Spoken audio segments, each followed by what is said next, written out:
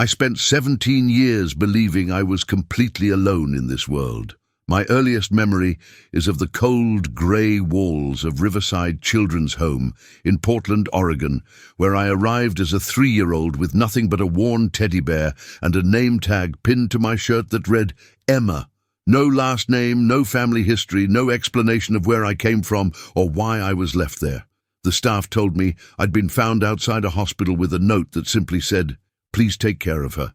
I can't. Those words haunted me for years, making me wonder what was so wrong with me that my own parents couldn't keep me.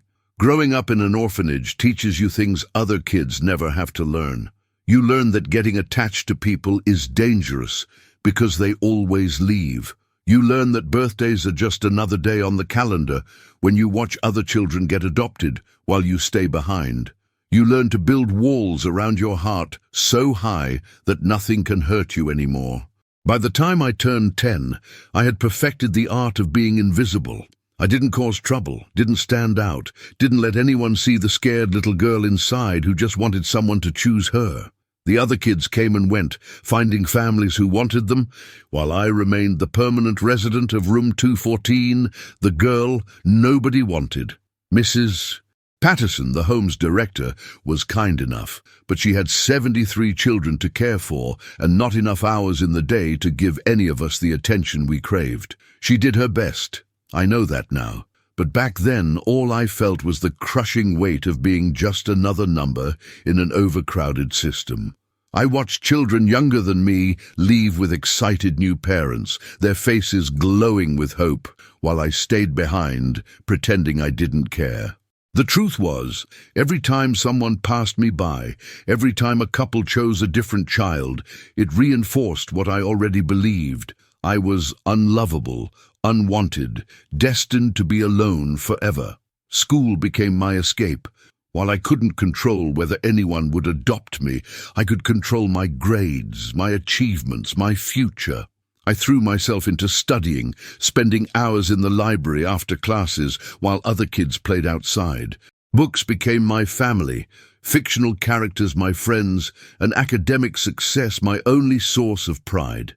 By 16, I had straight A's, 3 scholarship offers, and a plan to leave Portland the moment I turned 18. I didn't need a family, I told myself.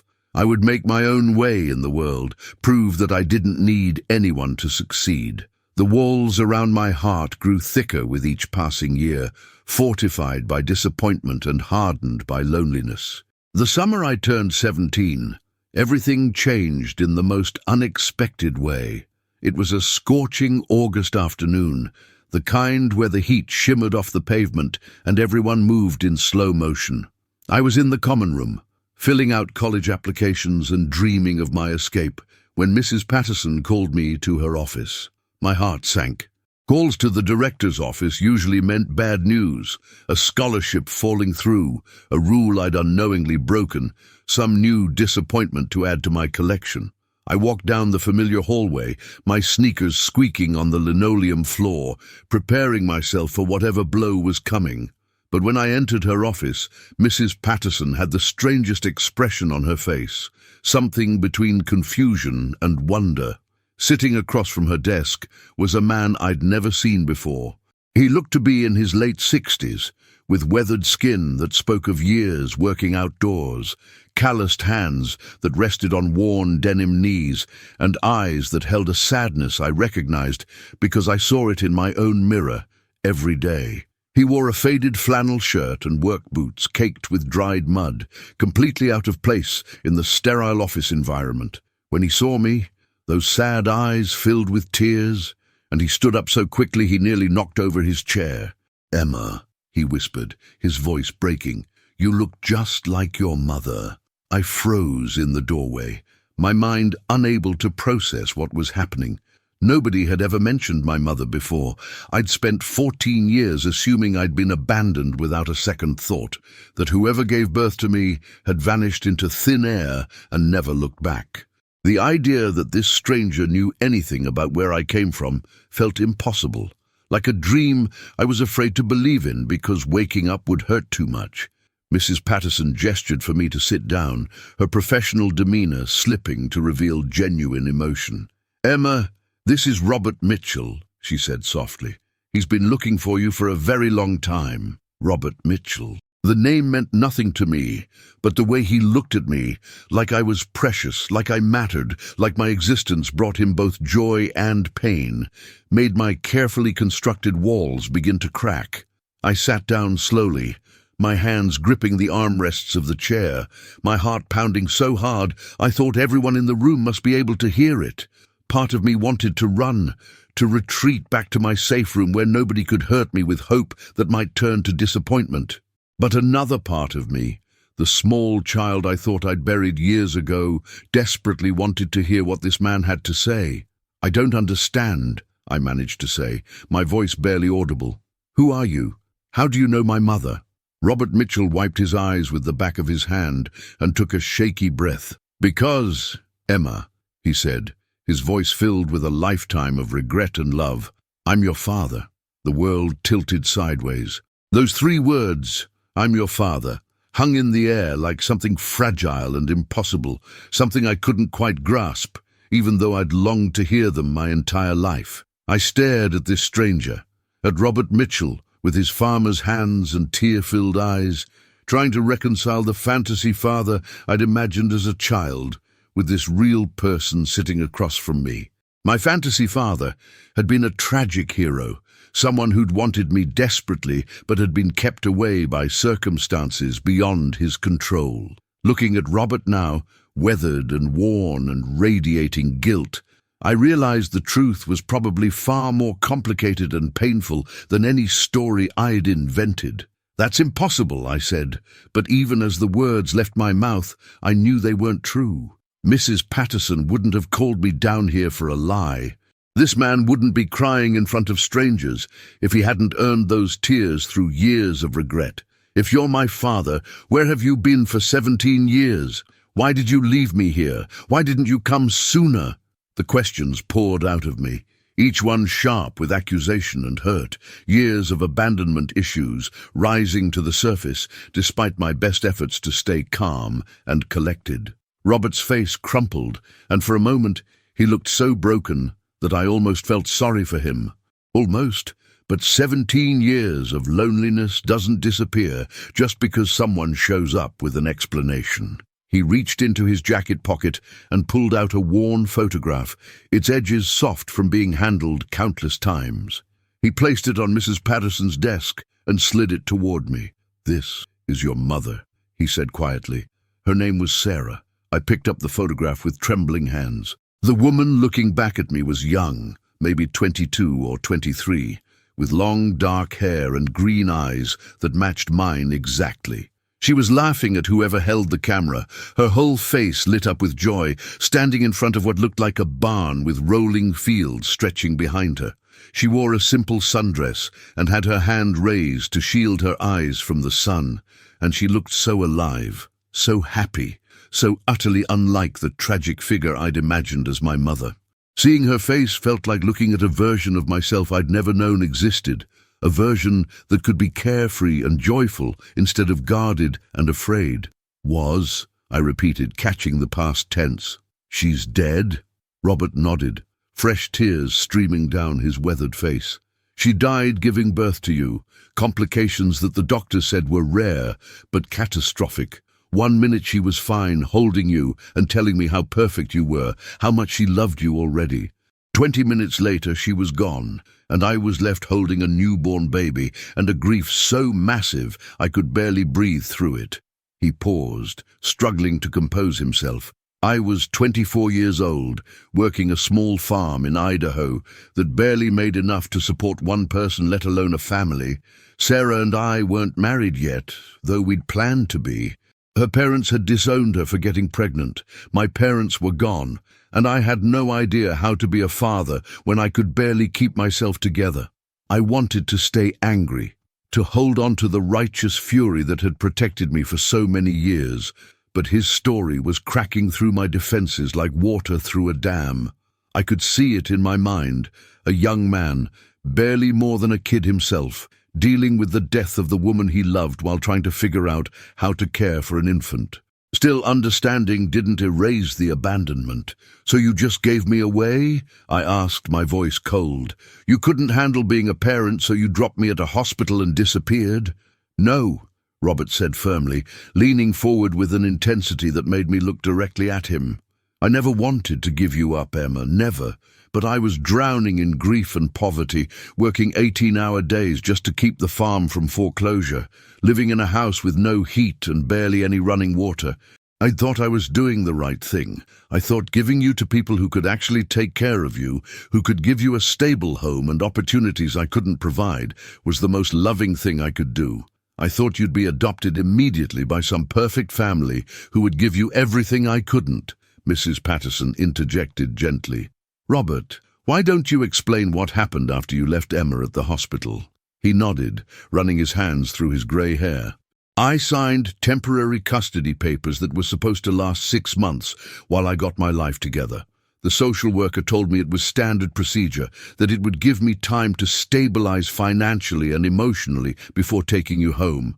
I worked like a madman during those months, took a second job at a lumber mill, fixed up the farmhouse, prepared a nursery, did everything I could to become the father you deserved. But when I went back to claim you after those 6 months, you were gone." My breath caught. "What do you mean, gone?" "The hospital had transferred you to the state system after 30 days. The social worker I'd been working with had quit, and her replacement had no record of our agreement. By the time I tracked you down, you'd been moved to a group home in Seattle. I tried to get you back, filed all the paperwork, hired a lawyer I couldn't afford, but the system said I'd abandoned you. They said that leaving you at the hospital with no follow-up for 30 days constituted abandonment, even though I'd been calling the original social worker weekly, and she'd assured me you were fine and waiting for me. My parental rights were terminated, and you were placed for adoption. I was told to move on with my life, that you'd find a family, that trying to reclaim you would only disrupt your chance at a stable home. But I never found a family," I whispered, the truth of my lonely childhood suddenly taking on a different shape. "I've been in the system since I was 3. Nobody ever adopted me." Robert's face showed such pure anguish that I had to look away. "I didn't know that until 3 months ago. I thought you'd been adopted years ago, that you were happy somewhere with people who loved you. I tried to respect what I thought were your new parents' rights, tried to let you have the life I'd hoped for you. But then I got sick. Terminal cancer, the doctor said, and I realized I was going to die without ever telling you the truth, without ever letting you know that you were loved and wanted from the moment you were born. Hey, before we continue with Emma's story, I need to ask you something important. If you're enjoying this journey and want to see where it goes next, please hit that subscribe button below. This story is about finding family in unexpected places, about second chances and healing old wounds. I'd love to know, have you ever felt abandoned by someone you loved? Have you ever gotten a second chance with someone you thought was lost forever? Drop your thoughts in the comments. Your stories matter, and this community is here to support each other through both the painful moments and the beautiful reunions. Now, let's see what Emma decides to do with this impossible situation. Terminal cancer. The words hit me like a physical blow, cutting through my anger and confusion to reveal something I hadn't expected to feel. Fear. Fear of losing this stranger who claimed to be my father before I even had a chance to know him, before I could decide whether to forgive him or hate him or something in between. I looked at Robert Mitchell with new eyes, noticing details I'd missed in my initial shock. The way his clothes hung loose on his frame as if he'd recently lost weight, the greyish tint to his skin that spoke of illness, the tremor in his hands that wasn't just from emotion. He was dying, and he'd spent his final month searching for the daughter he'd lost 17 years ago. "How long do you have?" I asked, my voice barely steady. 6 months, maybe 9 if I'm lucky, Robert said. "The doctors started me on treatment, but at my age and with how far it's spread, they're not optimistic. I'm not doing this to make you feel guilty, Emma. I'm doing it because you deserve to know the truth before I'm gone." You deserve to know that you were never unwanted, never unloved. Your mother adored you in the brief time she had with you, and I've thought about you every single day for 17 years. I've wondered what you looked like, what your voice sounded like, whether you were happy, whether you knew that somewhere out there was a broken man who never stopped being your father, even if he'd lost the right to claim that title. Mrs. Patterson pushed a box of tissues across her desk, and I realized tears were streaming down my face.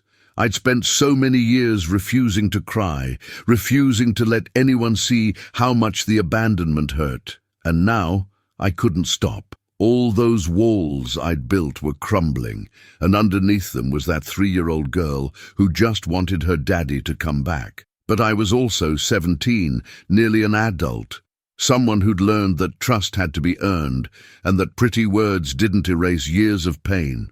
"I don't know what you want from me," I said, wiping my eyes roughly. "You show up here after 17 years with a sad story and expect what?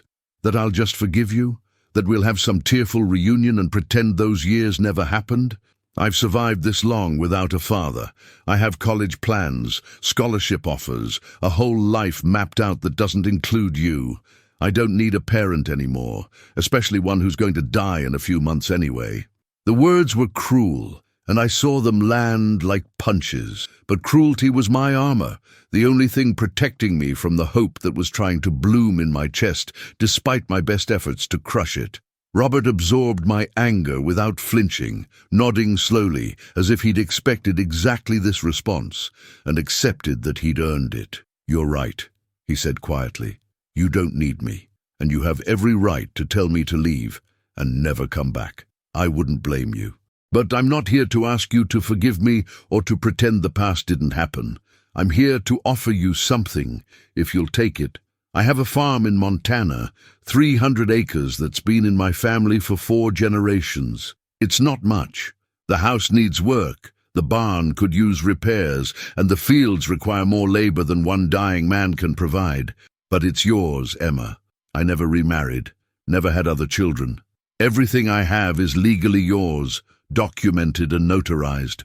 Whether you take it or not, whether you ever want to see me again or not, that farm is your inheritance, your birthright." I stared at him, trying to process this new information. A farm, 300 acres, a place that belonged to me, a piece of history that connected me to people I'd never known, roots that went deeper than the shallow soil of the orphanage. Part of me wanted to refuse it on principle, to throw his offer back in his face and prove that I didn't need anything from him. But another part of me, the practical part that had learned to survive by being smart rather than proud, recognized this for what it was, an opportunity. "Why?" I asked. "Why give it to me when you don't even know me? What if I'm a terrible person? What if I sell it the day you die and never think about you again?" Robert smiled sadly. "Then that's your choice to make. The farm is yours, regardless of what you do with it. But I'm hoping, if you're willing, that you might come visit before I die. Not to play happy family or pretend we have a relationship we don't. Just to see where you came from, to walk the land your mother loved, to understand the life I tried to build for you before everything fell apart. I have photo albums full of pictures of Sarah, stories about her childhood and our time together, pieces of your history that belong to you.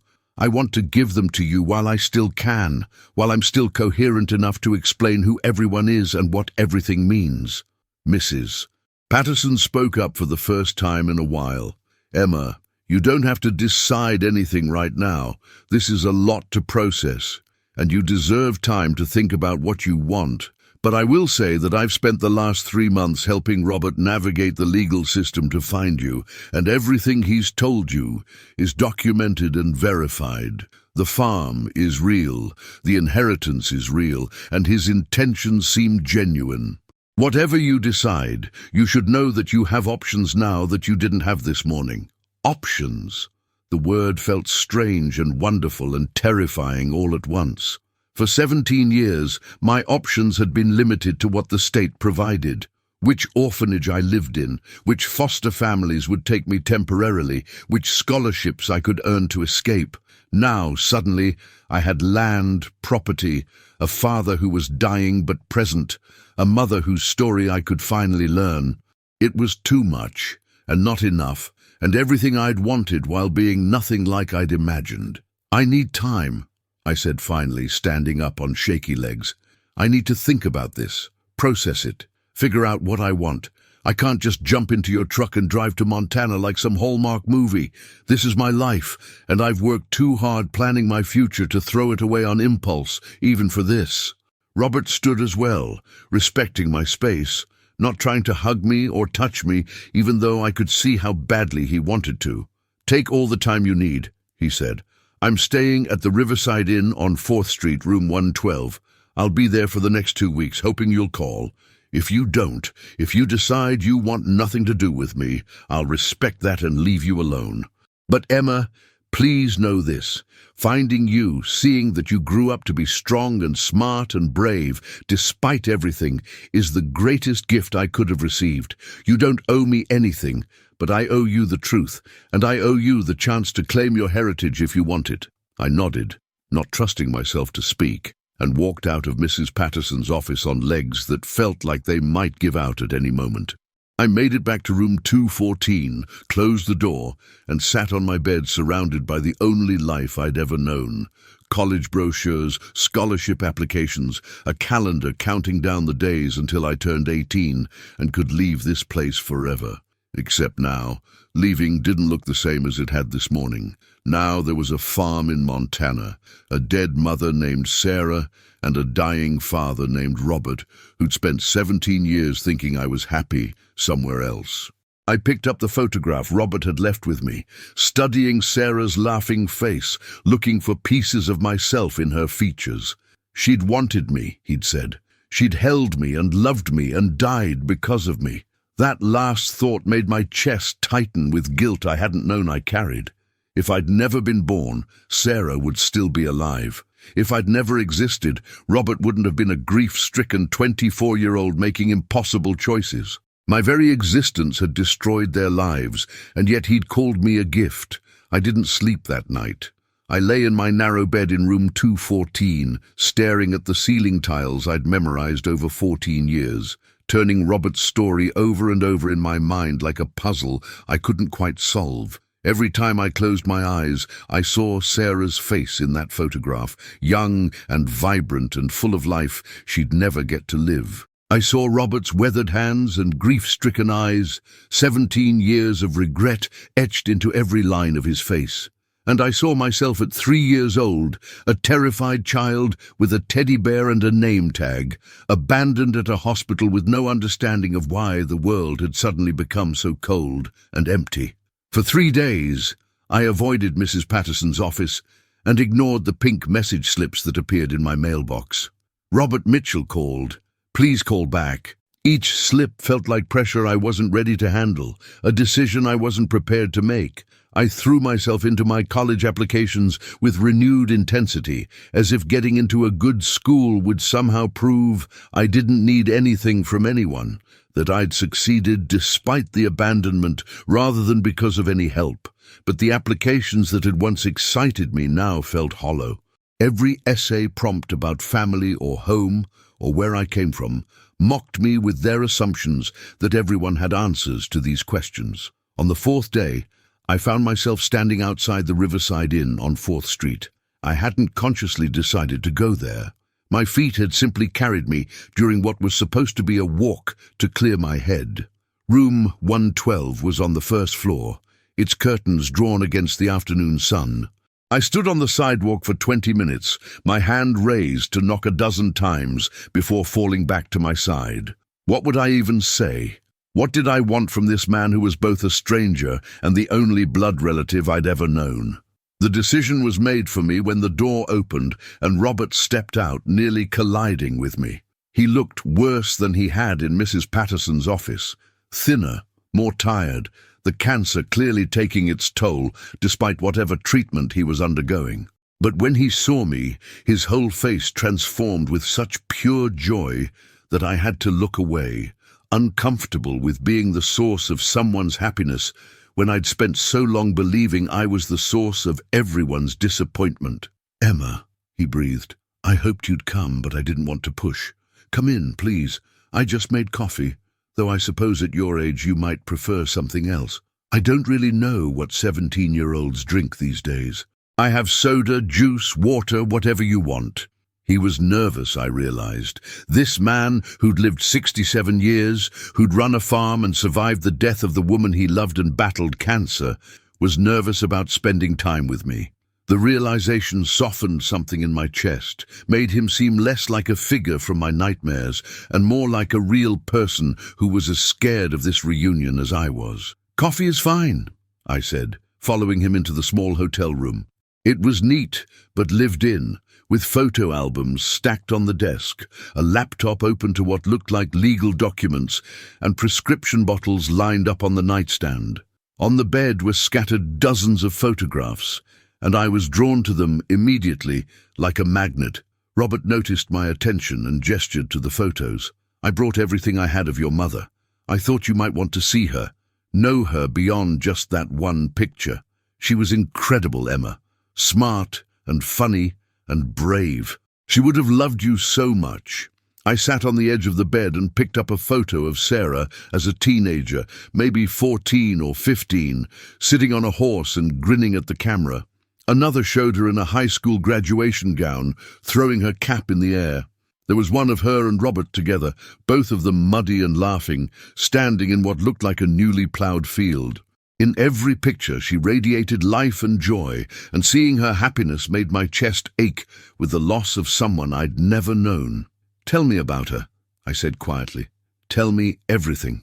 Robert sat in the desk chair, his coffee mug warming his hands, and began to talk. He told me how Sarah had grown up on a neighboring farm, how they'd been friends since childhood before falling in love as teenagers. He told me about her passion for photography, how she dreamed of traveling the world and documenting different cultures. He told me about her kindness, how she'd nurse injured animals back to health and always saw the best in people even when they didn't deserve it. He told me about their plans to get married in the spring, to build a life together on the farm, to fill it with children and laughter and love. "She knew she was pregnant with you for 7 months, Robert said, his voice thick with emotion. 7 months of pure joy. She talked to you constantly, sang to you, read books out loud so you'd hear her voice. She painted the nursery yellow because she wanted it to be sunny and happy. She made plans for your future, piano lessons and horseback riding, and teaching you to love the land the way she did.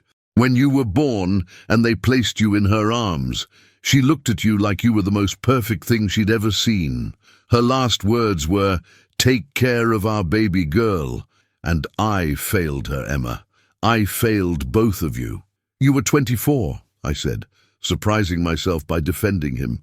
"You were grieving and scared and trying to do what you thought was right. The system failed us, not you. You tried to come back for me." Robert looked at me with such gratitude that I had to focus on the photographs to avoid the intensity of his emotion.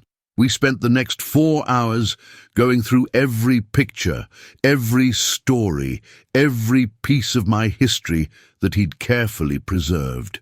He showed me Sarah's high school yearbook, where she'd written about wanting to make a difference in the world. He showed me their house plans, sketches they'd drawn together of how they'd expand the farmhouse to accommodate a family.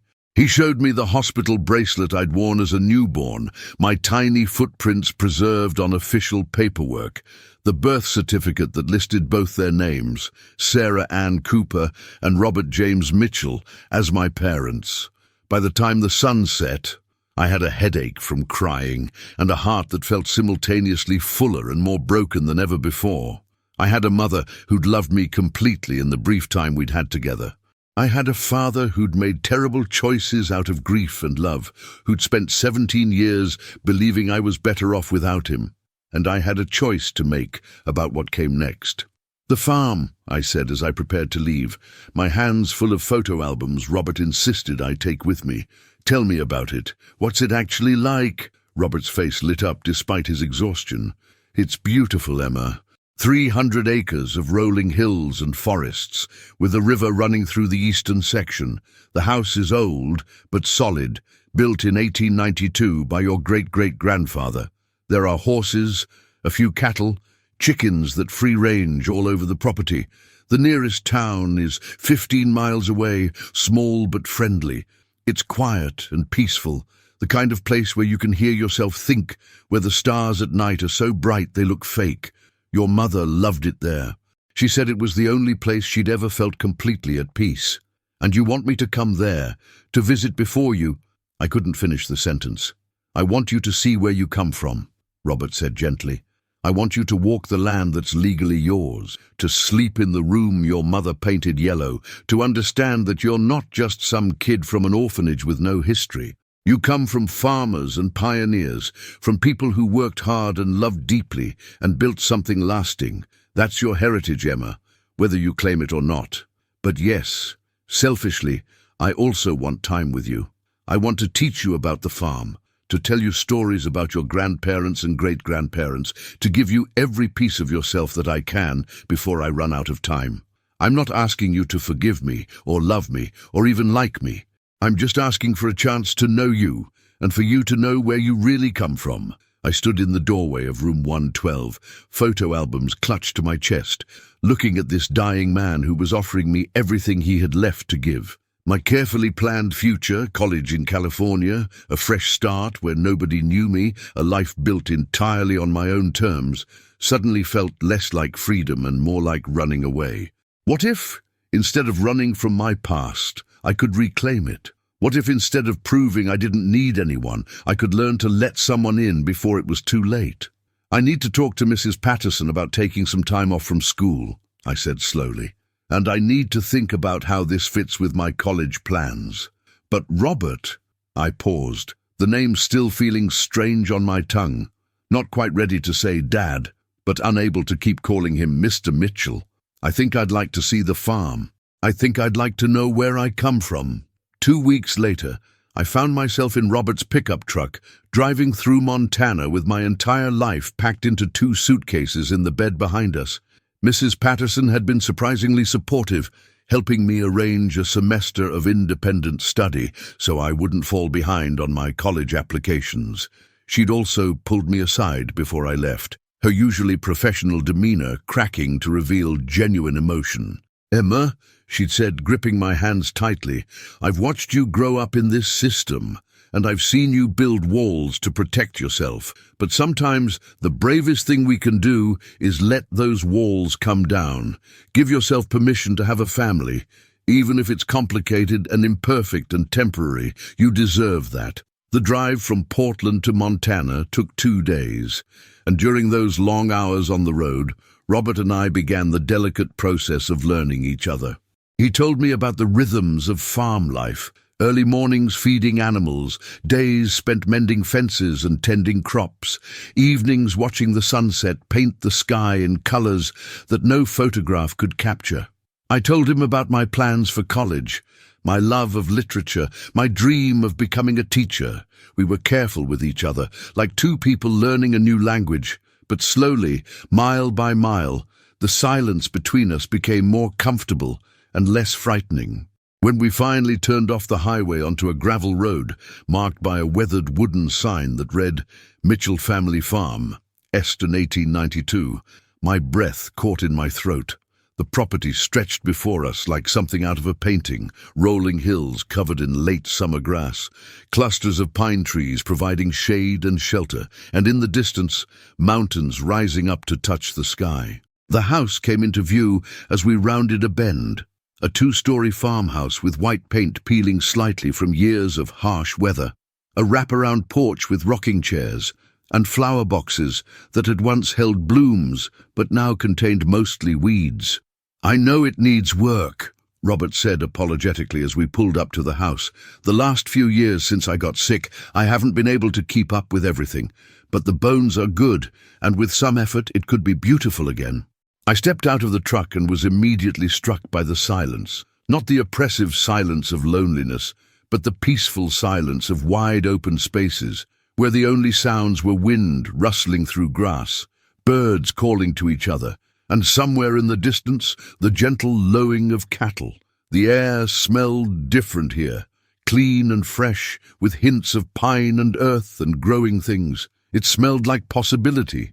Robert showed me around the property that afternoon, introducing me to the 3 horses in the barn: Daisy, an old mare who'd been Sarah's favourite; Thunder, a gelding who loved apples; and Scout, a young horse Robert had bought 2 years ago with hopes of training him before the cancer diagnosis changed everything. We visited the chicken coop, where a dozen hens clucked indignantly at being disturbed. We walked along the river that marked the eastern boundary of the property, its water clear and cold, perfect for swimming in summer. And everywhere we went, Robert had a story about his grandfather planting these trees, about Sarah rescuing an injured fox near this spot, about 4 generations of Mitchells who'd worked this land and loved it fiercely. But it was the yellow room that broke me completely. Robert led me upstairs to what he called your room, and when he opened the door, I stepped into a time capsule of love and hope that had been frozen for 17 years. The walls were still painted sunshine yellow, now faded but still warm and welcoming. A white crib stood in the corner, a mobile of stars and moons hanging above it. A rocking chair sat by the window, positioned to catch the afternoon light. And on the dresser were items Sarah had carefully chosen before I was born. Soft blankets, tiny clothes, a collection of children's books, a stuffed lamb that matched the teddy bear I'd arrived at the orphanage with all those years ago. I couldn't bring myself to change it, Robert said quietly from the doorway. After you were gone, after the state took you away and I couldn't get you back, I'd come in here sometimes and just sit in that rocking chair. I'd imagine what you might be doing, whether you were happy, whether your new family was good to you. This room was the only place I could still feel close to you and to Sarah.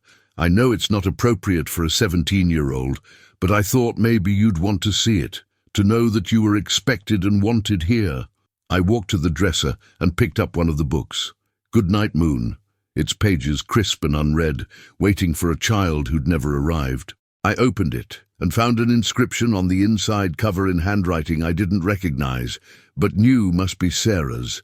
For our baby girl, may you always know how loved you are. Love, Mama and Daddy. The tears came then, unstoppable and cleansing, washing away 17 years of believing I was unwanted.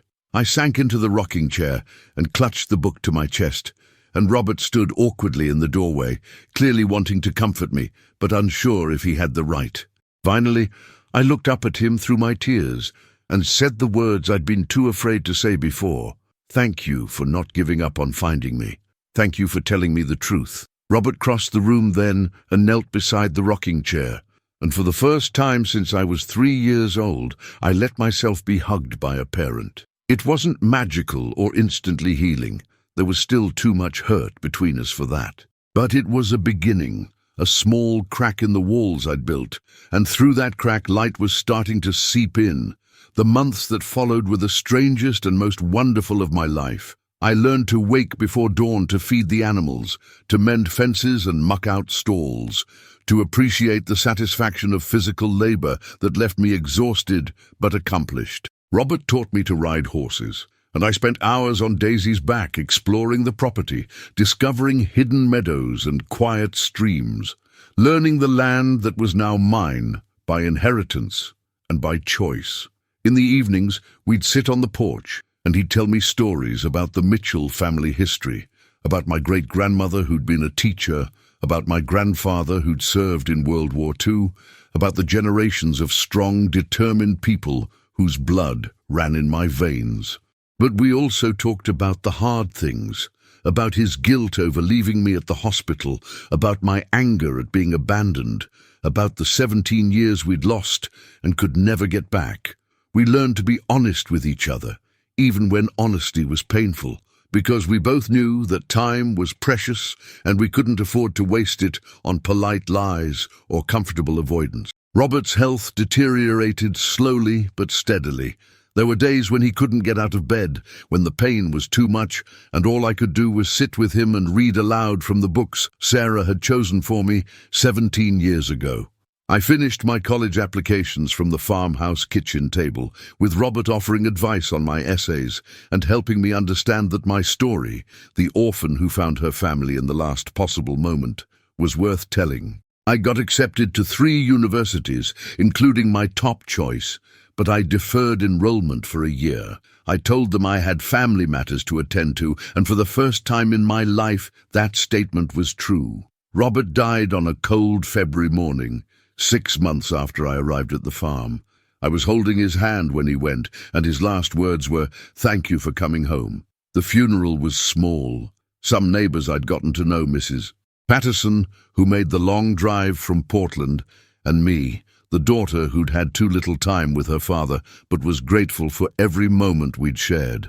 We buried him next to Sarah in the small cemetery at the edge of the property, under a pine tree they'd planted together when they first bought the land. After the funeral, I stood in the farmhouse that was now fully mine, surrounded by 4 generations of family history, and faced with a choice about my future.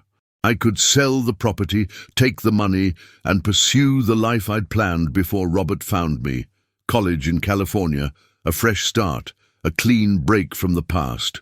Or I could stay, at least for a while, and learn what it meant to have roots, to belong somewhere, to be part of something bigger than myself. I walked up to the yellow room, now redecorated as a proper bedroom for a young adult, but still painted the sunny color Sarah had chosen, and I sat in the rocking chair by the window.